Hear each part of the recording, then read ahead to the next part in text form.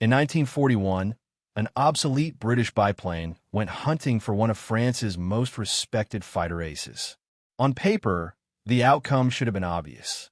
The Gladiator was slower, older, and supposedly outclassed. But air combat isn't fought on paper. Over the skies of Syria, a handful of Gladiator pilots would prove that skill, courage, and determination could still challenge superior aircraft. And one of them would find himself facing a legendary French ace.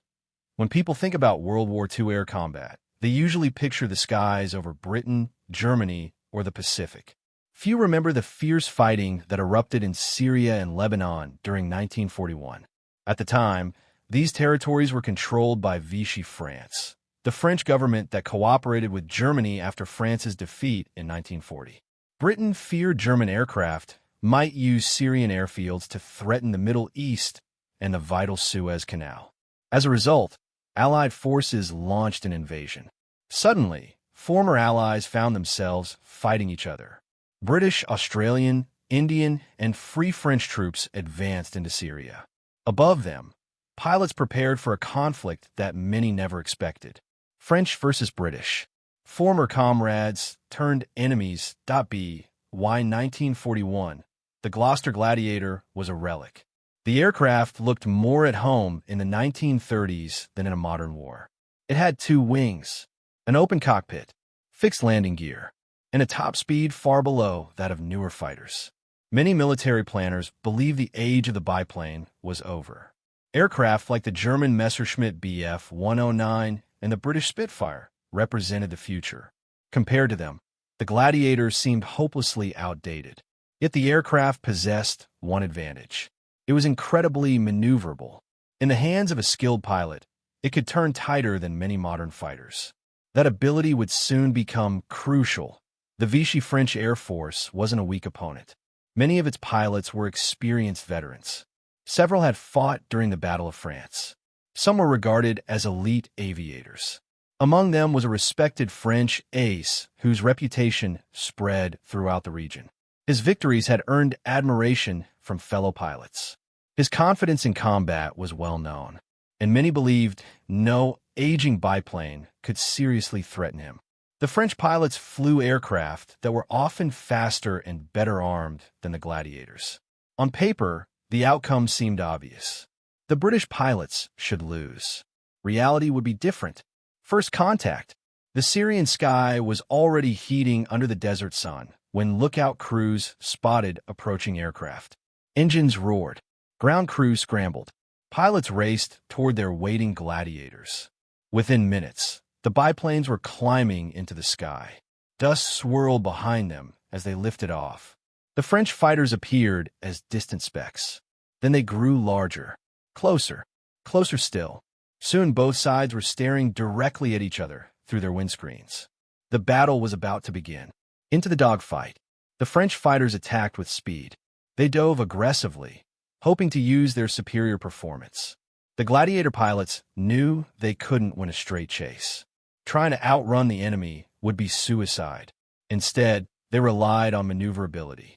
As French aircraft swept past, the Gladiators turned sharply. The sky became a chaotic maze of twisting aircraft. Pilots pulled hard on their controls. Machine guns rattled. Tracer rounds flashed across the desert sky. One British pilot later described the battle as a whirlwind of constantly changing danger. Every second brought a new threat. Every mistake could be fatal. Hunting the ace. During one engagement, reports suggested that a highly respected French ace had entered the battle. The news spread quickly among Allied pilots. This wasn't just another enemy flyer. This was one of the best. For many young Gladiator pilots, the encounter felt almost unreal. The ace used his aircraft expertly. He attacked from advantageous positions. He conserved energy. He avoided reckless maneuvers. Everything he did reflected experience. But the Gladiator pilots refused to be intimidated. They continued turning, climbing, and maneuvering with determination. The hunt was on. The battle soon became a perfect example of one of aviation's oldest lessons. Technology helps. Skill wins fights. The French fighters could climb faster. They could dive faster. They could escape more easily. Yet every time they entered a turning battle, the gladiators gained opportunities. The British and Commonwealth pilots knew exactly how to exploit their aircraft strengths. They baited opponents into tight turns. They forced mistakes. And slowly, the technological advantage of the French aircraft began to shrink. Not because the machines changed, because the pilots adapted. Chaos over Syria. For those watching from the ground, the sky looked like complete chaos. Aircraft crossed paths at incredible speeds. Black smoke occasionally appeared on the horizon. Parachutes sometimes drifted toward the desert. Nobody could fully understand what was happening thousands of feet above them. Each pilot fought his own private battle. Some focused on survival. Others focused on protecting comrades. And a few concentrated entirely on bringing down the enemy ace. The fighting was intense, exhausting, and unpredictable. A surprising outcome. As the campaign continued, the gladiators achieved something many thought impossible. They held their own, again and again. Despite being considered obsolete, they remained effective. Their pilots scored victories. They disrupted enemy operations. Most importantly, they shattered the assumption that modern aircraft automatically guaranteed success. The legendary French pilots discovered that experience alone wasn't enough. The Gladiator crews learned that courage and teamwork could compensate for technological disadvantages. The results surprised both sides. One of the strangest aspects of the Syria campaign was the respect many pilots felt for each other. These weren't bitter enemies separated by decades of hatred. Many shared similar training traditions. Some had admired one another before the war. Yet circumstances had placed them on opposite sides. When battles ended, surviving pilots often spoke respectfully about their opponents. They recognized skill when they saw it, and they understood how dangerous the skies had become. The end of the campaign. Eventually, Allied forces secured victory in Syria and Lebanon. The campaign came to an end. The air battles faded from newspaper headlines. Attention shifted elsewhere. Bigger battles, larger invasions, new theaters of war. But for the pilots who fought there, the memories remained. They remembered the heat, the dust, the fear, and the remarkable dogfights between old biplanes and modern fighters. Legacy of the Gladiator. Today, the Gloster Gladiator is often remembered as the last great biplane fighter of the Royal Air Force. Many people see it as a relic from another era. Yet in Syria, during 1941, it proved that it still had fight left in it. The aircraft wasn't supposed to succeed. Experts had already written it off. History had supposedly moved beyond it. But combat has a way of exposing assumptions. The Gladiator demonstrated that determination, training, and tactical skill could still challenge superior technology. Conclusion. The story of the Gloster Gladiators in Syria isn't just about airplanes. It's about people. Pilots who climbed into outdated machines and faced daunting odds. Men who confronted experienced opponents without hesitation. In a battle that reminded the world of a simple truth. The most important weapon in any fighter aircraft isn't the engine, the guns, or the speed. It's the person sitting in the cockpit.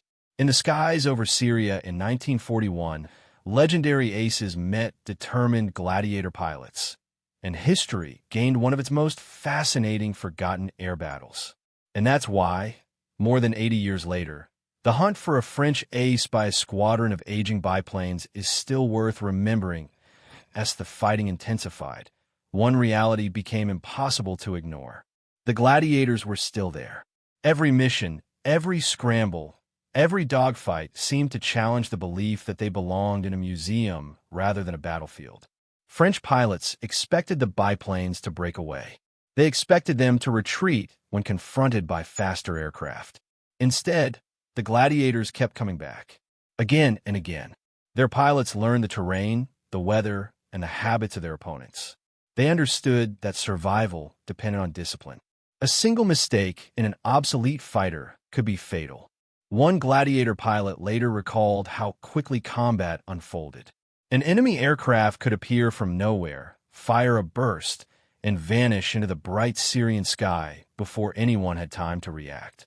The desert below offered little comfort. If an aircraft went down, the pilot might find himself alone in a vast landscape of rock, sand, and blistering heat. Yet despite the danger, morale remained surprisingly high.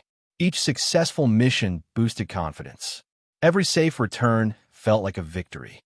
The growing reputation of the Gladiator pilots spread throughout the campaign.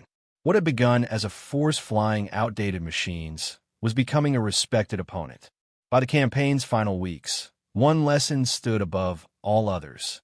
The Gloster Gladiator may have been old, but in the hands of determined pilots, it was far from defeated. And for those who witnessed the air battles over Syria in 1941, that was a lesson they would never forget.